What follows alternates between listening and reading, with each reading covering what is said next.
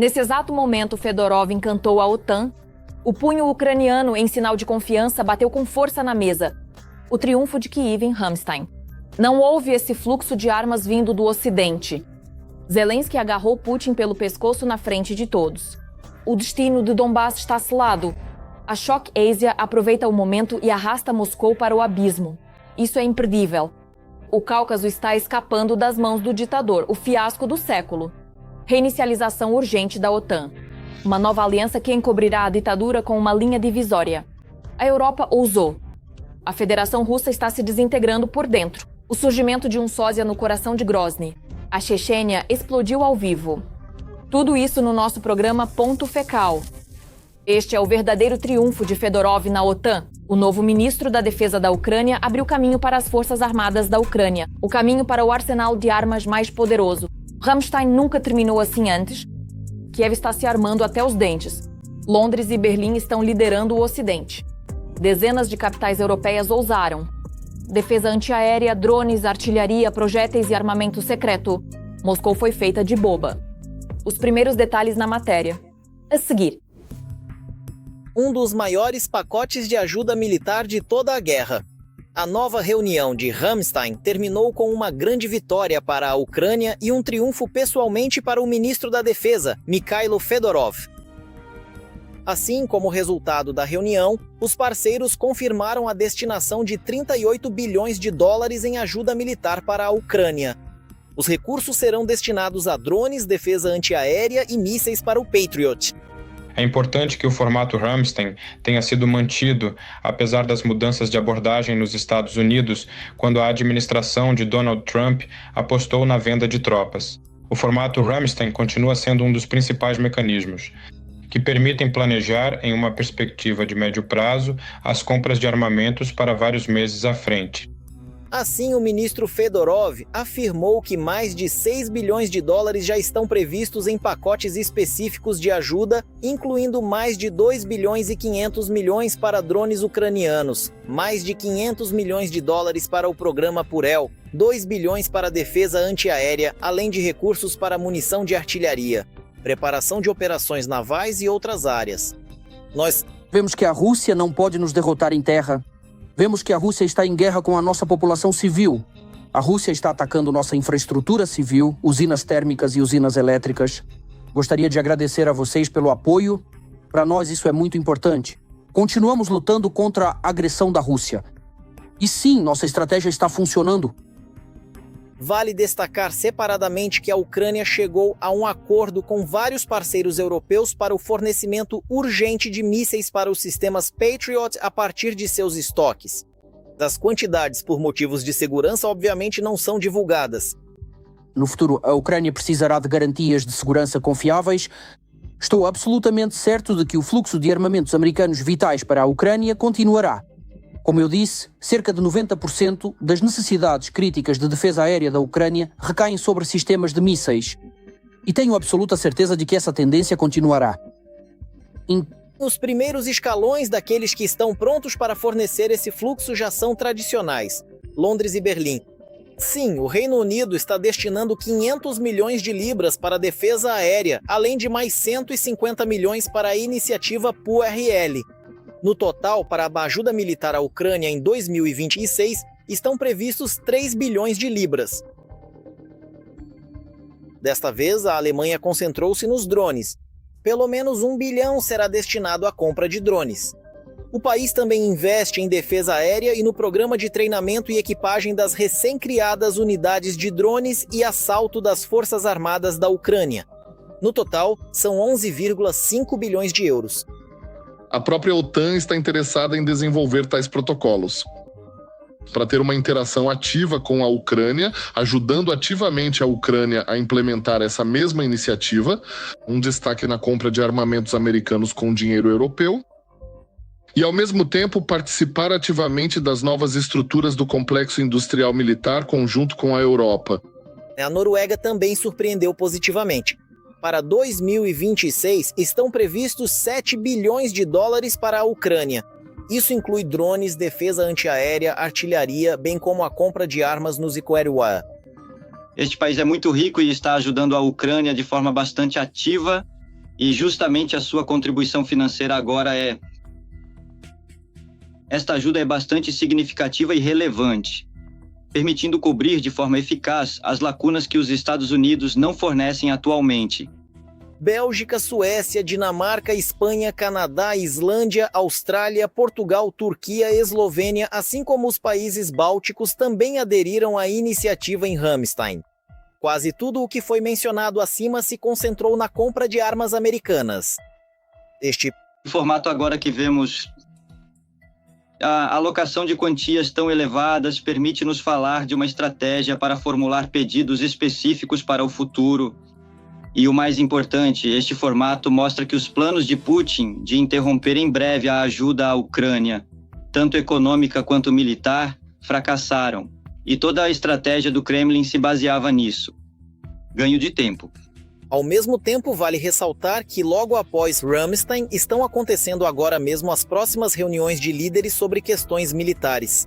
Na Conferência de Munique, e o fato de os EUA terem ido até lá pela primeira vez com uma delegação ampliada indica claramente que os Estados Unidos não pretendem se distanciar da defesa da Europa.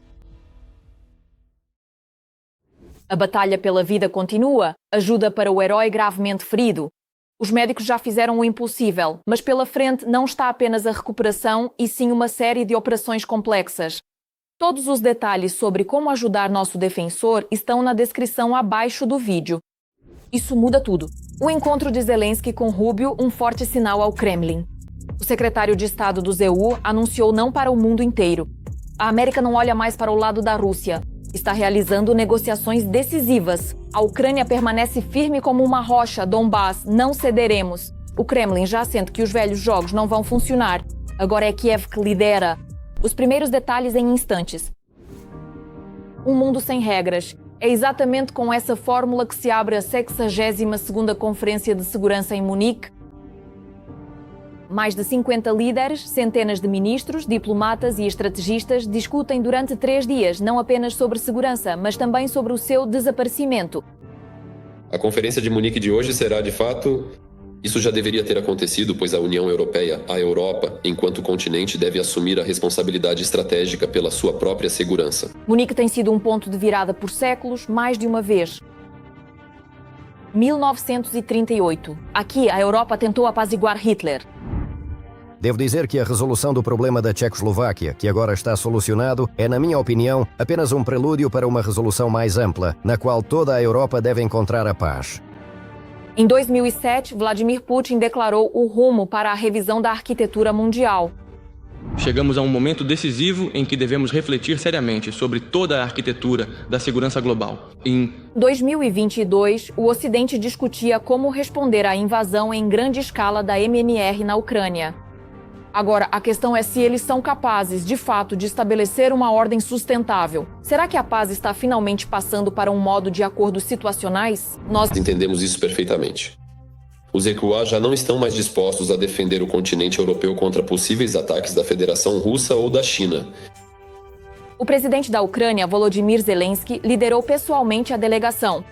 No seu plano está o lançamento de uma produção conjunta de drones entre a Ucrânia e a Alemanha, além de uma série de reuniões bilaterais e multilaterais com parceiros. Precisamos de mais produções conjuntas, de mais resiliência nossa, mais coordenação e eficiência em nossa arquitetura comum de segurança na Europa. O mais importante que podemos alcançar juntos é terminar a guerra com uma paz digna e criar garantias de segurança confiáveis para a Ucrânia e para toda a Europa.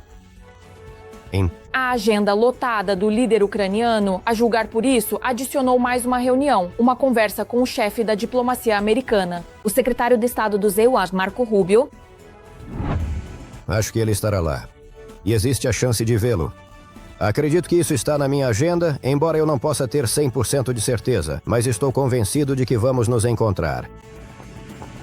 Paralelamente à Conferência de Munique, Ucrânia, EUA e Rússia estão se preparando para a terceira rodada de negociações, que pode acontecer já nos dias 17 e 18 de fevereiro, em Genebra. Segundo a Bloomberg, a questão principal será o tema complexo dos compromissos territoriais, incluindo a proposta dos EUA de criar uma zona econômica livre de amortecimento no Donbás. O presidente da Ucrânia destacou que ambas as partes não encaram a iniciativa americana com ceticismo e que as negociações serão construídas em torno da busca por garantias reais de segurança e não por soluções simbólicas.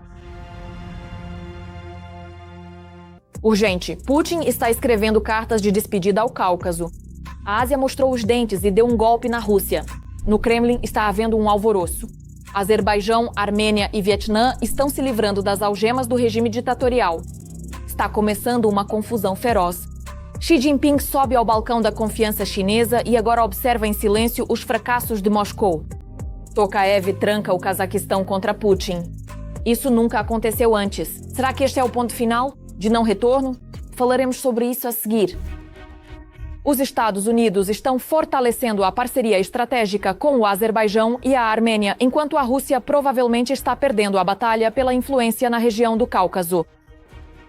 Os acordos com a Armênia e a visita de Vance ao vizinho Azerbaijão no dia seguinte destacaram o acirramento da luta geopolítica por influência na região do Cáucaso, um corredor comercial e energético vital que liga a China à Europa através da Ásia Central e que durante décadas esteve sob a estreita vigilância de Moscou. Como se sabe, o Azerbaijão e os Estados Unidos assinaram uma carta de parceria estratégica. Já a Armênia assinou com os Estados Unidos um acordo de cooperação na área nuclear. A Turquia, que possui um pacto de defesa com o Azerbaijão, está tomando medidas para abrir sua fronteira com a Armênia, fechada desde 1993, e estabelecer relações diplomáticas pela primeira vez desde a dissolução da União Soviética.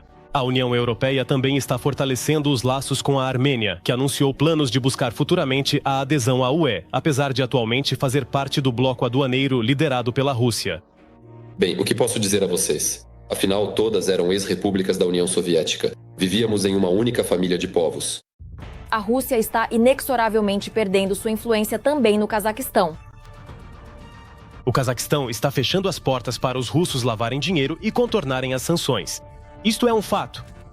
Na verdade, o presidente do Cazaquistão, Kassym-Jomart Tokayev, declarou que cerca de 14 bilhões de dólares foram lavados de um país vizinho através de um dos bancos do Cazaquistão. E embora Tokayev não tenha mencionado a Rússia diretamente, no Kremlin entenderam muito bem a qual país o chefe do Cazaquistão estava se referindo.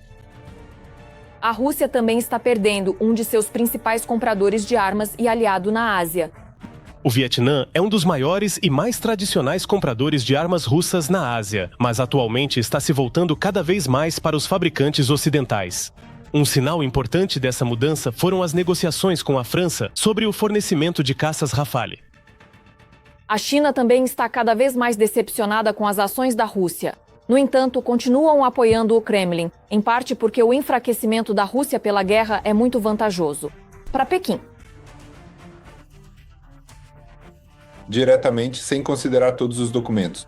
Estratégicos, um aliado assim, um verdadeiro aliado, provavelmente não existe. Porque a China, na verdade, está interessada no enfraquecimento da Rússia. Quanto mais tempo a Rússia continuar a guerra, quanto mais dinheiro gastar, mais dependente ela se torna da China, de seus produtos, da tecnologia chinesa, tanto no setor civil quanto no setor militar. A Rússia está se tornando dependente dos créditos chineses. A Rússia está se tornando dependente da compra do petróleo russo pela China. E isso é vantajoso para a China. Antigos aliados da Rússia, como se costuma dizer, estão se afastando do Kremlin lenta, mas seguramente. E se hoje esse distanciamento no Kremlin ainda não é muito perceptível, num futuro próximo a Rússia poderá ser deixada em paz, com suas ambições imperiais.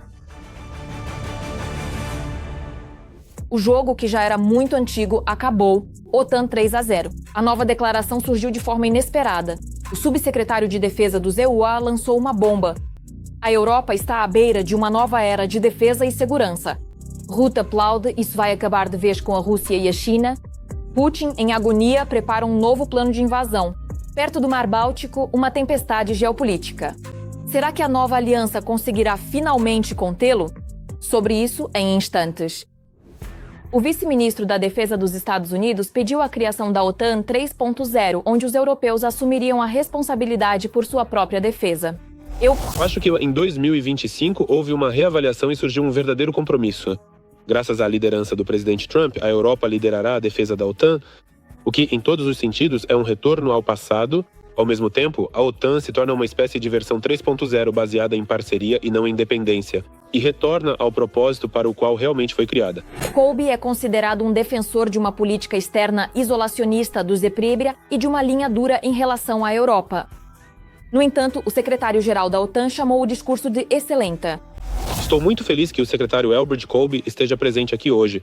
Durante muitos anos, ele defendeu consistentemente que a Europa e o Canadá... Obrigado. De fato, houve uma intensificação nas questões de gastos com defesa e produção da indústria de defesa, e a boa notícia é que bilhões estão chegando. Mencionei ontem que, por exemplo, a Alemanha gastará em 2029 o dobro do que gastou em 2021. Segundo especialistas, o aumento dos gastos com defesa pelos europeus não é apenas uma garantia de vitória em uma possível guerra, mas também um bom plano para evitá-la. Quando em Washington falam sobre a necessidade de aumentar os gastos militares nos países europeus, isso não é apenas uma exigência condicional qualquer do presidente Donald Trump e seus aliados e a necessidade de rearmar o exército europeu no mesmo ritmo do rearmamento das forças armadas da Federação Russa. Porque somente esse tipo de rearmamento, lembrando também da experiência ucraniana, pode impedir a Rússia de avançar. E a ausência de programas militares eficazes só encoraja a Federação Russa e lhe permite contar com mais um blitzkrieg. Ainda mais porque, segundo Ryuta, é preciso se preparar não apenas para uma guerra com a Rússia, mas também com a China. Não devemos ser ingênuos em relação à China. Quando se trata do Ártico, isso diz respeito não apenas à Rússia, mas também à China. Sabemos que as rotas marítimas estão se abrindo, por isso precisamos proteger o Ártico. Os russos, é claro, negam constantemente tais previsões, mas ao mesmo tempo não param de fazer ameaças. Na Ucrânia, estamos conduzindo uma operação militar especial. Não pretendemos atacar a Europa. Isso não nos interessa de forma alguma. E se de repente a Europa preparar essas ameaças e se preparar para a guerra contra nós? Se isso acontecer e começarem a atacar a Federação Russa, o Presidente disse que, da nossa parte, não será mais uma operação militar especial. Será uma resposta militar completa, com todos os meios que possuímos, de acordo com os documentos doutrinários. Neste ano. Mas os dados de inteligência dizem outra coisa. Há alguns meses, a inteligência da Dinamarca publicou um relatório chocante sobre os planos futuros de Putin. Em um período de 6 meses após o fim das hostilidades no fronte russo-ucraniano, as forças armadas da Federação Russa serão capazes de travar uma guerra local em um dos países fronteiriços. Aproximadamente em 2 anos, a Rússia representará uma ameaça real para um ou vários países da OTAN e assim estará pronta para uma guerra regional contra vários países da região do Mar Báltico ao mesmo tempo. E, finalmente, ao longo de 5 anos, a OTAN deve estar pronta para uma grande guerra no continente europeu, na qual podem não intervir. O fato de que os europeus finalmente acordaram e começaram a perceber adequadamente as ameaças externas não pode deixar de alegrar. Resta apenas esperar para ver se a Rússia ousará realizar seus planos. Choque! A Chechênia finalmente explodiu. Kadyrov fez uma declaração sensacional sobre seu filho. O segredo que foi escondido por tanto tempo veio à tona. Adam está vivo, mas seu estado, dizem, é crítico ou até catastrófico. A oposição já não consegue conter as emoções. Grozny está em ebulição e um sósia apareceu nas ruas. O jogo começou para valer e agora Putin claramente não sabe em quem confiar. O clã checheno está tentando enganar o Kremlin? A contagem regressiva começou, a expectativa aumenta a cada minuto. Seja o primeiro a saber. Kadyrov ressuscitou Adão, mas há uma nuance. Nossa, que incrível! Ele ressuscitou Adão. Isso diz respeito apenas ao terceiro filho de Kadyrov. Um cara gordo com medalhas, um apaixonado por armas e um sujeito sujo.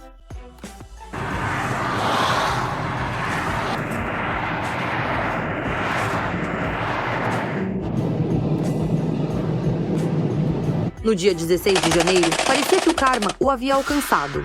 O comboio de Adam, de 18 anos, junto com sua comitiva, sofreu um acidente de carro. As patrulhas imediatamente bloquearam a estrada. Naquele dia, um hospital aéreo do Ministério de Emergências voou de Grozny para Moscou e de volta 2 vezes.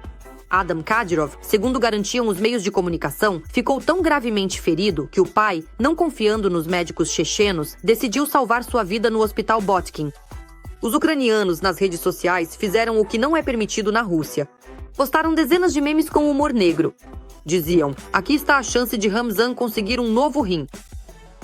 Pela heróica aceitação do poste de concreto. É agraciado com uma medalha de honra. Ao nosso caro Adam Kadyrov. Meus sinceros parabéns, querido irmão. Que você continue a servir com honra pelo bem de toda a nossa República. Há quase um mês não há notícias sobre a saúde do filho do chefe da Chechênia, apesar de vídeos postados no Instagram de Adam banido na Rússia. Assalamu alaikum, afmakti Allah alu, do que você tem medo? E eu por quê? Graças a Deus, tio. Mas logo ficou claro em todos os vídeos que era um blefe de Grozny, pois todos os vídeos foram gravados muito antes do acidente. E então, quase um mês depois, Dondon quebrou o silêncio. Em suas redes sociais, Ramzan publicou uma reunião de trabalho com o procurador da Chechênia, Arsan Adaev. O trabalho consistente para garantir o Estado de Direito, a segurança integral e a estabilidade socioeconômica tem sido contínuo.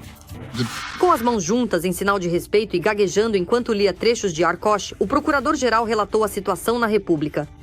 Bem, e no final desse espetáculo, na verdade, aconteceu aquilo pelo que esse encontro foi organizado.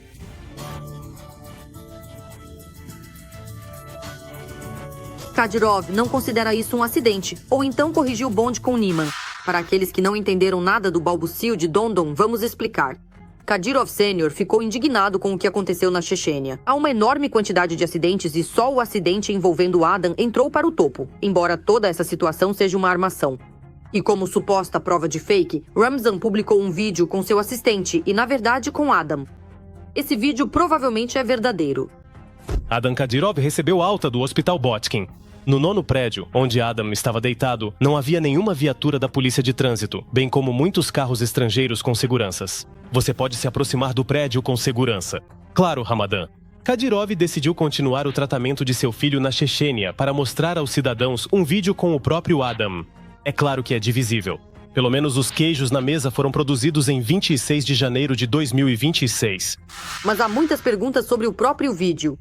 O vídeo é de qualidade muito ruim e os especialistas do VCHK-OGPU identificaram vestígios de maquiagem profissional. Em Adam, que aliás esteve o tempo todo no vídeo usando um chapéu e não comeu nada. Além disso, neste vídeo não restou nenhum traço do antigo gordinho. Muitos suspeitaram que havia um dublê nessas fotos.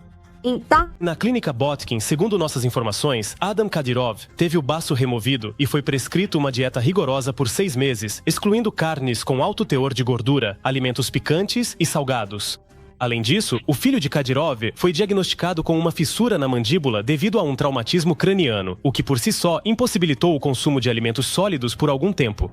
Após 3 semanas de alimentação dietética, Adam Kadyrov, de 18 anos, perdeu o excesso de peso e deixou de ter o rosto infantil e rechonchudo. A fonte informa que o maior entusiasta de velocidade pagou caro com a acuidade visual. Ele teve um nervo danificado, por causa do qual Adam pode ficar cego. Pelo menos de um olho. Já os seguranças de Kadyrov, que estavam com ele no carro principal do comboio, tiveram menos sorte. Eles não apareceram mais em público. Por agora, é tudo da minha parte. Estive com vocês, Darina Rutskawa. Ainda mais notícias infernais na nossa próxima edição. E por enquanto, não se esqueçam de se inscrever e deixar o seu like. Até a próxima!